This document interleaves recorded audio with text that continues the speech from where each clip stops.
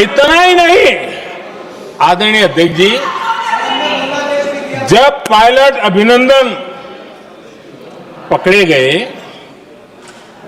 तो पाकिस्तान में तो खुशी का माहौल होना स्वाभाविक था कि उनके हाथ में भारतीय सेना का एक पायलट उनके हाथ लगा था।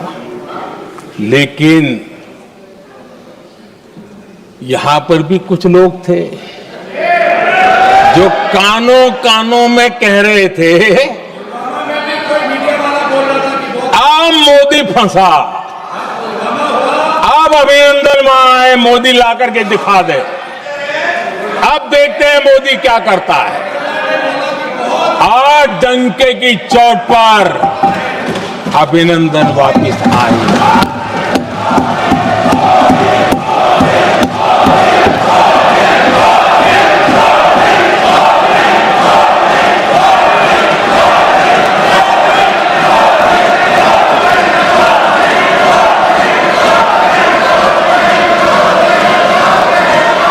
अभिनंदन को ले आए तो इनकी बोलती बंद हो गई।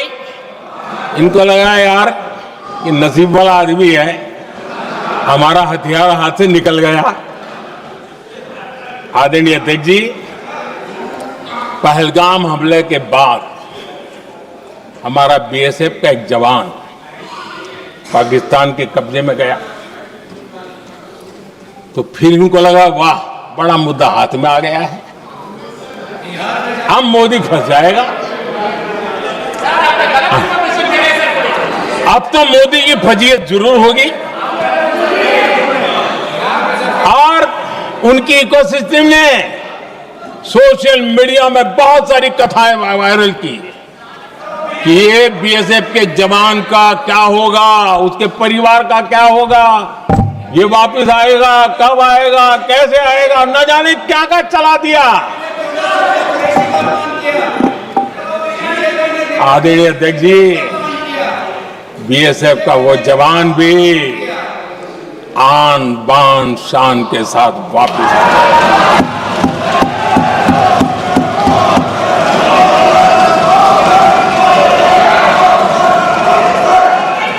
आतंकवादी रो रहे हैं,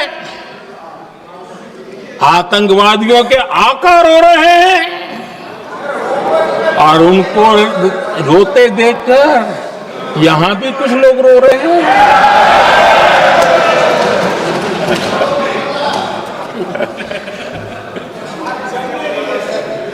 अब देखिए, सर्जिकल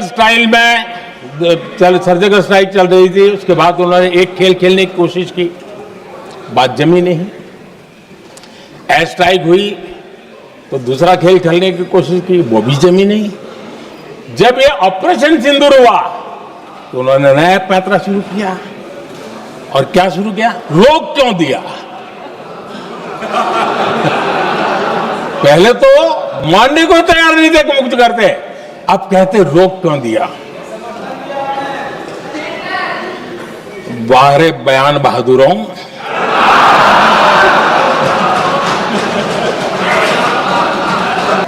कल सत्ता पक्ष और आज भी सत्ता पक्ष के नेताओं ने 2008 के मुंबई के हमलों का जिक्र किया, बार बार कहा कि मनमोहन सिंह जी की सरकार ने कुछ नहीं किया।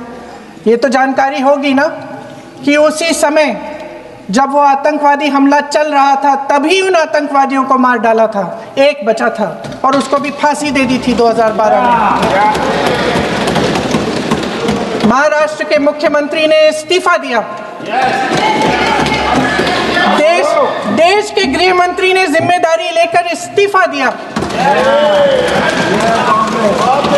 एक जवाबदेही थी पब्लिक के प्रति, एक जवाबदेही थी इस देश की जनता के प्रति, इस देश की धरती के प्रति।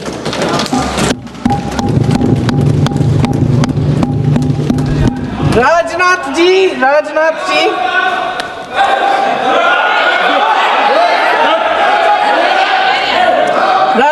जी तो पुलवामा, उरी और पठानकोट के समय गृह मंत्री रहे थे।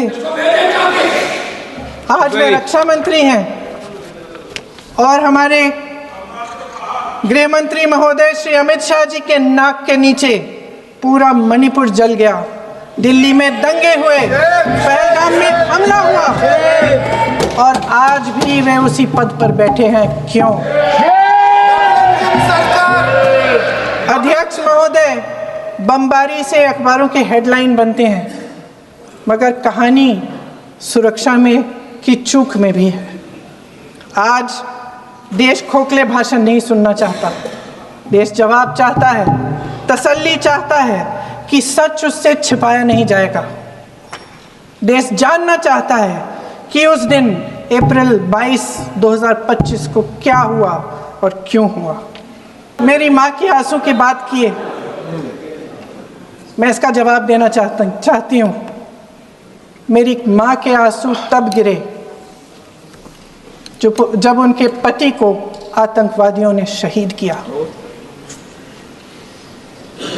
जब वे मात्र 44 साल की थी।